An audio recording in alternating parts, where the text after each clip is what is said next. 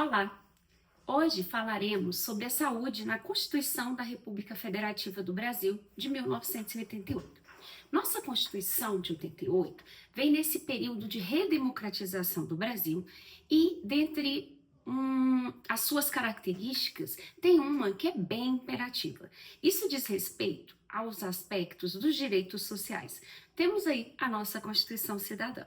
Nesse sentido, a saúde vai figurar como um dos componentes do artigo 6º. Então, esse artigo 6º tem ali no seu caput, são direitos sociais. E dentre esses direitos, temos educação, saúde, moradia, transporte, alimentação, lazer, segurança, previdência, assistência social, que está aí com o termo desamparados, assistência aos desamparados, na forma desta Constituição. Dessa forma, tem-se aí o artigo 6º da nossa Constituição. Então, a saúde passa a configurar como algo que é responsabilidade principal do Estado. Logo, a gente parte da premissa que para se ter saúde no Brasil, é preciso também termos políticas públicas, uma ação do Estado, ou várias ações, um conjunto de ações. Inclusive, o nosso conceito de Sistema Único de Saúde vem com esse termo, né? Conjunto de ações e serviços. Então, nessa perspectiva, o Estado vai precisar, de fato, ser atuante, protagonista desse processo, e não simplesmente se abster para que as pessoas busquem sua própria saúde. Claro que cabe a cada um de nós também, individualmente, buscarmos aí estilo de vida, qualidade de vida, combate ao estresse, alimentação saudável, mas mais que isso, as oportunidades, o acesso aos serviços de saúde, o acesso a essa rede unificada de âmbito nacional, tudo isso está presente na Constituição. Então, a nossa Constituição em relação à saúde, ela vai assegurar esse direito social no artigo 6º, mas ela vai explanar também essa organização do SUS, da nossa saúde pública ou coletiva, e entendendo aqui SUS de uma maneira ampla. Nesse sistema, então, por ser amplo, ele vai incluir serviços privados também de saúde. Só que antes de entrar aí no artigo 96 até o 200, que é onde de fato na Constituição está localizado aí o SUS, eu quero trabalhar um pouco com vocês a questão das competências. Por quê? Por ser um federalismo, nós temos distribuição de competências entre os entes federativos. Então, a gente tem município, Estado-membro, Distrito Federal e União. Sendo que o Distrito Federal vai contemplar as atribuições, as competências do ente município e também do ente federativo Estado-membro, tá bom? É uma especificidade aqui do nosso federalismo. No artigo 23 da Constituição, temos que é competência comum da União, do Distrito Federal, dos Estados-membros, dos municípios, cuidar da saúde. Então, observe bem que cuidar da saúde não é algo apenas dos municípios, que a gente ouve muito da municipalização. É um processo, sim, de responsabilizar os municípios pela condição básica de saúde, por aquilo que a gente chama, no âmbito até internacional, de primary care, né? Atenção primária, que no Brasil depois, em um dado momento político, veio a ser denominado atenção básica, mas sim, é o nível primário de atenção.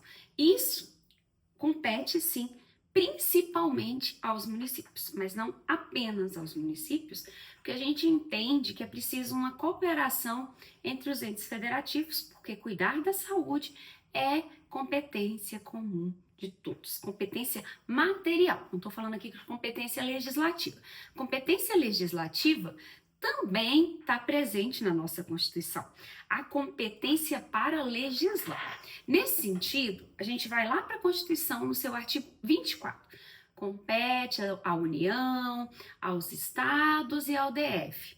Gente, no artigo 24 não temos aí municípios escrito ali, tá? Mas os municípios são também corresponsáveis na legislação. Entretanto, o município vai legislar naquilo que é da sua competência local. Então, a gente entende que tem, vamos dar um exemplo aqui maior, Lei 8.080. Lei 8.080 está toda amparada na Constituição e os estados podem complementar a Lei 8.080 no seu âmbito regional, estadual, e cada município de um ente federativo estado-membro também pode legislar sobre saúde. Isso já é pacificado. Agora, o município tem que atender às suas especificidades sem desconsiderar a lei federal e sem desconsiderar a lei estadual. Compreenderam? Estão aí comigo? Vamos seguir.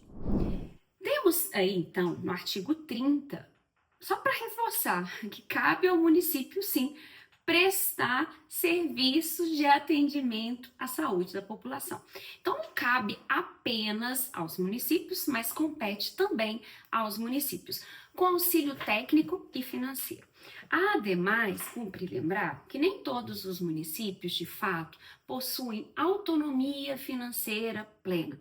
Nós temos inúmeros municípios, vocês sabem disso, nem preciso quantificá-los aqui. E esses municípios, na sua criação, nas suas criações, nem sempre foi observado de fato a questão da autonomia financeira, que é um dos elementos necessários para se considerar um ente federativo, tá? Então, a autonomia, além da autonomia legislativa, da autonomia aí de se autogovernar, é também importante a autonomia financeira.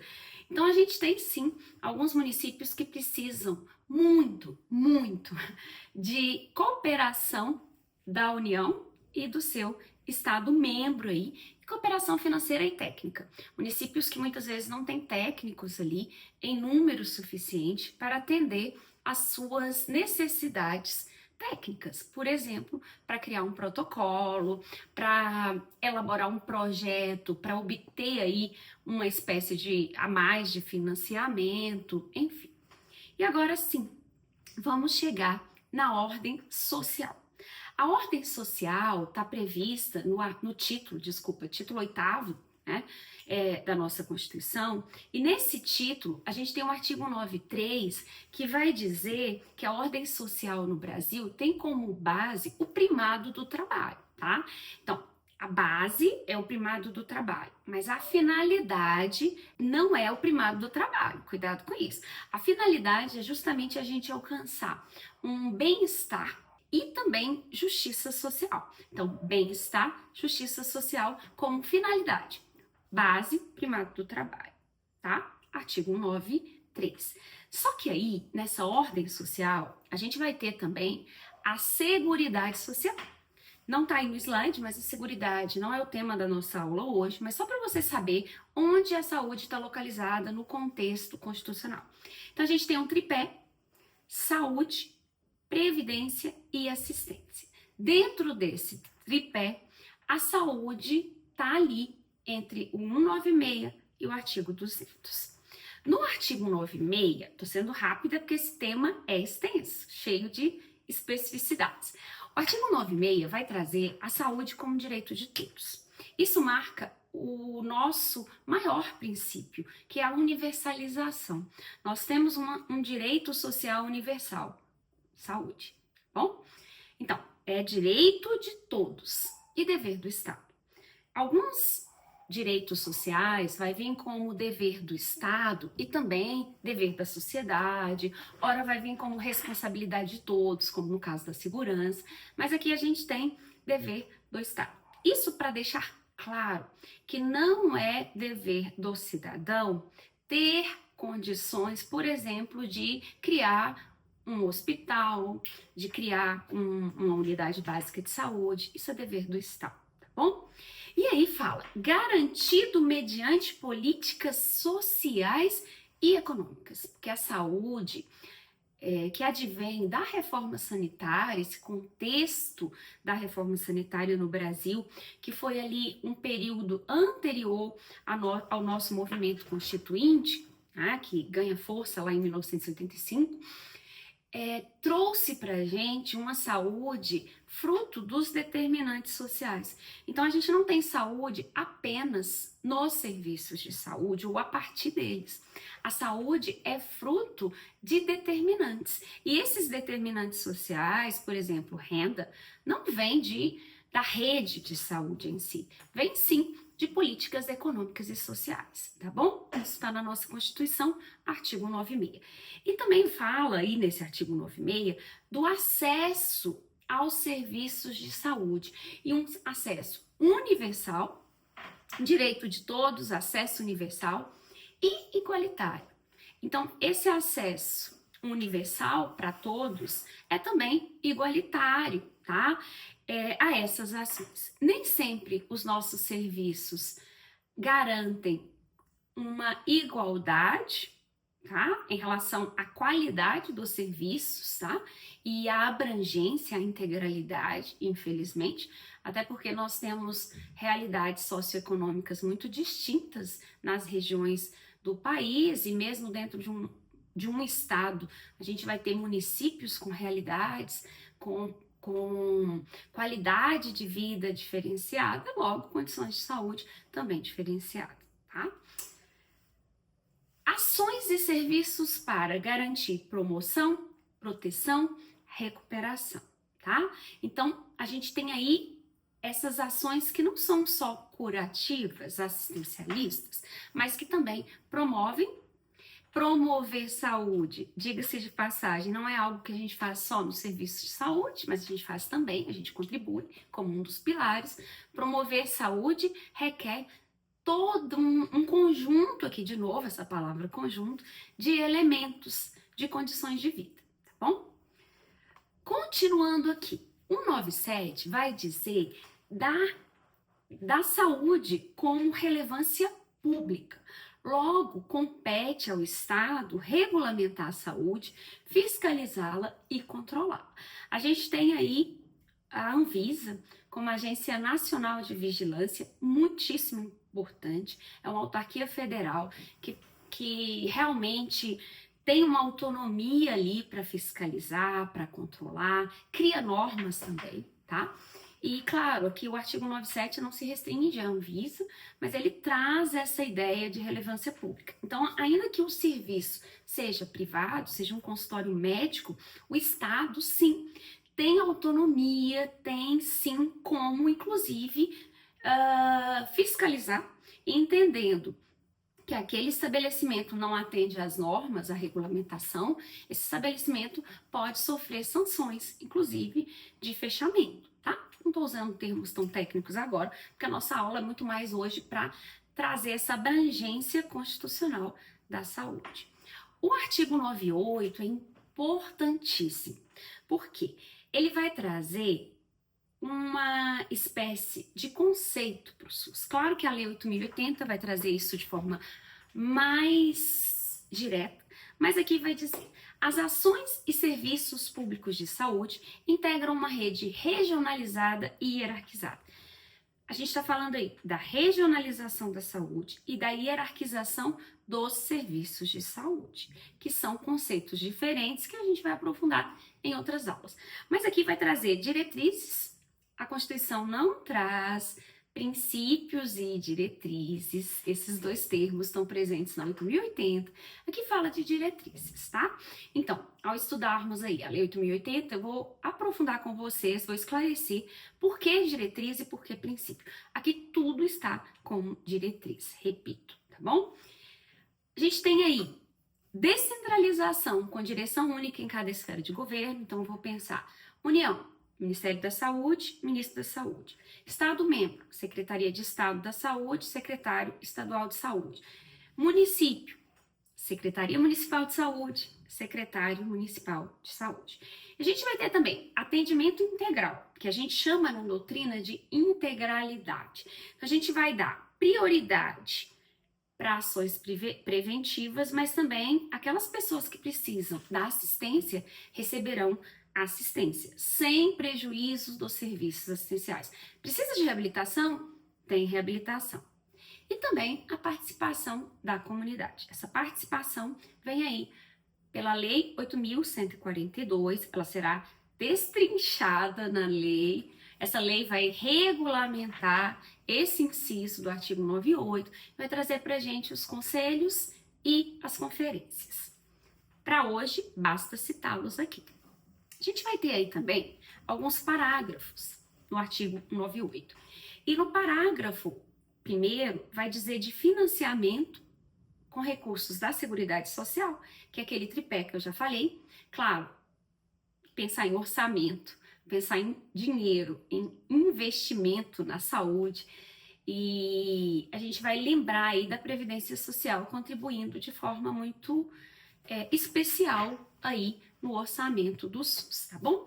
E, claro, vai dizer, além de outras fontes, esse parágrafo vai trazer isso pra gente, esse parágrafo primeiro. O parágrafo segundo vai trazer de recursos mínimos que precisam ser aplicados. Cada ente federativo tem a especificação de um mínimo que ele deve investir em saúde. Saúde é investimento social, tá bom? Então, por isso eu prefiro usar o verbo investir. E aí a gente tem os incisos a seguir aí no parágrafo segundo, que eu não vou trabalhar aqui com vocês hoje. Esse tema chama-se financiamento do SUS. Claro que se vocês quiserem, a gente vai fazer sim uma aula específica para o financiamento do SUS, que é um tema complexo. O financiamento do SUS não é simples, tá? É complexo, mas a Constituição já traz aí um balizamento para esse financiamento, para garantir que os entes federativos, cada um no seu escopo, seguindo o que está aí colocado no artigo 98, tá? Enfim, e aí a gente tem o artigo 199. O artigo 99 vai dizer que a assistência à saúde é livre à iniciativa privada. Claro, entendendo que a iniciativa privada tem aqui um papel de complementariedade. Então, o Estado precisa oferecer serviços de saúde, tá? Na integralidade. Nível primário, nível secundário, na hierarquização, nível terciário também. E aí a gente vai ter o que essas instituições privadas podem ou que não podem dentro da saúde no Brasil. A gente tem, por exemplo, uma vedação constitucional para subvenções para instituições privadas com fins lucrativos.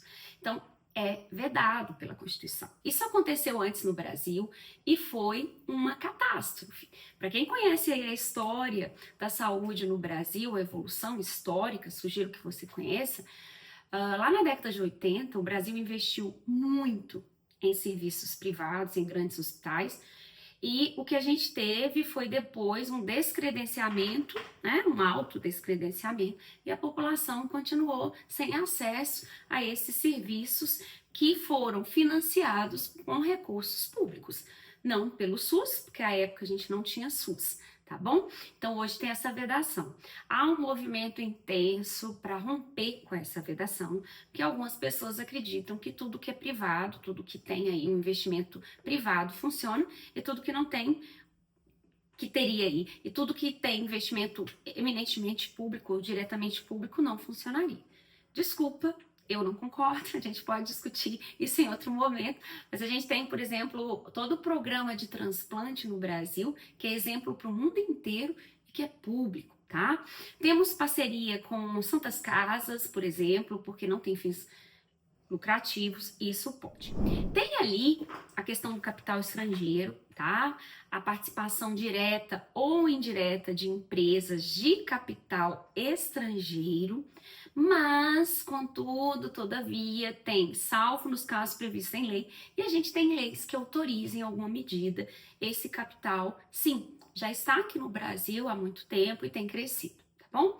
Essa limitação é para que a gente não venha a ter a saúde como mercadoria, como fruto, nem fruto, né? Como objeto de uma mercantilização, então é a fim de vedar participação deletéria nesse sentido, tá bom? E aí vai falar de transplante, de pesquisa e de outros assuntos no parágrafo 4º, dizendo que lei própria disporá sobre esse assunto, regulamentará essa previsão constitucional. O artigo 99 aí vai trazer mais sobre esses percentuais, enfim, tem um esqueminha aí no slide, tá? Depois você pode voltar e buscar na descrição do vídeo. Tudo vai estar colocado ali na descrição do vídeo, então você pode acompanhar, pode imprimir, fique à vontade. Esse 199, então, ele é longo, ele é extenso, tá? E não tem como não ser, mas, como já falei, a gente deixa essa parte para outro vídeo e agora a gente adentra no artigo 200. Aula longa, sei, mas tenho certeza que você está aí comigo porque o tema é importante, é essencial. Não estude diretamente a Lei 8.080, estude primeiro a saúde na Constituição. Ao Sistema Único de Saúde compete, artigo 200. Eu negritei para vocês, além de outras atribuições. O que significa isso? Que esse rol que está aí no slide é um rol exemplificativo. Meus alunos do direito sabem que rol exemplificativo traz para a gente uma ideia que o Constituinte não quis taxar. Ele não quis dizer só cabe isso. Ele quis dizer cabe tudo isso e mais algumas coisas. Todos esses incisos são importantes. Eu negritei os verbos para que você se atente a ele. Controlar e fiscalizar procedimentos, produtos, substâncias de interesse para a saúde. Todos esses verbos, os núcleos. Cabe ao SUS controlar, mas também fiscalizar. Cabe ao SUS executar ações de vigilância sanitária e vigilância epidemiológica. Quero saber mais sobre esse tema. Estudaremos na Lei 8.080. O que cabe a você agora compreender? Executar. O STF já entendeu que não há como um município, por exemplo, contratar uma empresa e privatizar a ação de vigilância epidemiológica ou de vigilância sanitária, as ações aí. Por quê? Cabe ao SUS executar. Eu concordo com esse entendimento. É uma parte tão importante para a saúde coletiva, para a saúde pública, que a gente precisa, sim, de um exercício direto aí do SUS, para que a gente não tenha vieses sendo colocados, para que a gente tenha aí a participação popular também direta atuando sobre isso. Olha, quais indicadores que a gente tem? A gente precisa melhorar na vigilância sanitária, a gente precisa melhorar, olha, numa incidência, numa prevalência de um determinado agravo ou de uma doença, enfim, é nesse sentido, tá bom? Executar. Ordenar a formação de recursos humanos. Eu gosto muito disso. Para quem me conhece como professora, sabe que eu já trabalhei no ProSaúde, já coordenei, sou do PET Saúde. Isso tudo é um fomento no sentido de ordenar a formação. Então, o Ministério da Saúde, juntamente aí com outras instituições, muitas vezes internacionais, fomentam, investem para quê? Os nossos, hoje, alunos, estudantes, futuros profissionais da saúde, hoje o PET Saúde, por exemplo, pessoal, tem aluno do direito, para que a gente integralize, para que a gente tenha essa formação interprofissional muito forte, né? Para que a gente cresça nessa visão do SUS como uma política pública que precisa ser ordenada, que precisa, na verdade, ordenar, mudo aqui, né? Ordenar a formação, não só o ensino, a pesquisa, a extensão, tá? E isso eu tenho acompanhado de perto e tem funcionado. Também assim, infelizmente não, porque a gente teve aí um crescimento de instituições privadas que muitas vezes não têm participado desse movimento de fomento que a gente vê no SUS e que precisa ser revisto. Esse processo precisa ser revisto.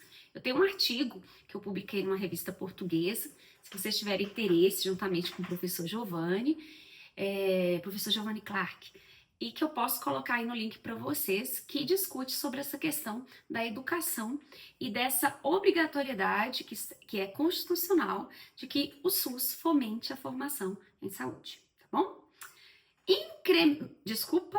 Soltei uma. Participar da formulação da política de ações de saneamento básico. Observe que é participar, não é elaborar ou executar, é participar, ok? Incrementar desenvolvimento científico e tecnológico na área da saúde. Claro, temos hoje a Conitec, sugiro que vocês conheçam. A Conitec é tem ajudado muito nos avanços, na incorporação de tecnologias inovadoras no SUS, tem ajudado também a ponderar o movimento de judicialização da saúde, ok? E a gente tem também finalizar e inspecionar alimentos, controle nutricional, a questão de rótulos, a questão de transporte, por exemplo, de um imunobiológico, de um medicamento, de um fármaco que precisa ser transportado numa determinada temperatura, e aí vai. Uau! Conseguimos chegar aqui no artigo 200. Espero que vocês tenham gostado dessa nossa incursão na Constituição. Se gostou, por favor, deixe seu like, deixe seu comentário. Nosso canal é novo, é recente. E estou aí contando com vocês para analisar se a gente continua investindo aqui nesse nosso propósito, que afinal de contas não é meu. Já tive aí, ao longo da minha carreira docente, principalmente, diversos momentos em que vocês, meus amados estudantes, pedem para que a gente tenha esses momentos além do de sala de aula. Então, fica aqui para vocês, meus estudantes, para vocês que eu não conheço, mas que eu quero conhecer. Muito obrigada, fiquem com Deus e até a próxima.